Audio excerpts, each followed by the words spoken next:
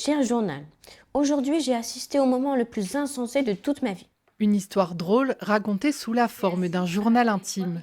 Un livre de 80 pages qu'Alexandre a écrit pendant plusieurs mois dans sa chambre quand il n'était pas au collège. Le roi intergalactique a décidé de déclarer la guerre. Pas contre une planète ennemie, pas contre une armée d'extraterrestres, non, il a déclaré la guerre à lui-même. C'est l'histoire d'un ovni intelligent, donc il va rencontrer un autre ovni un peu, on va dire bizarre, un peu drôle, et ça va le chambouler toute sa vie. Je me suis inspirée de certains de mes camarades de classe, parce que comme on fait des blagues, ça m'a inspirée.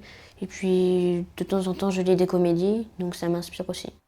À seulement 13 ans, ce passionné de lecture a contacté lui-même plusieurs éditeurs, une démarche fructueuse puisque la maison d'édition Maya a accepté d'éditer son premier livre, un travail réalisé sans en dire un mot à ses parents, surpris de découvrir ce premier ouvrage.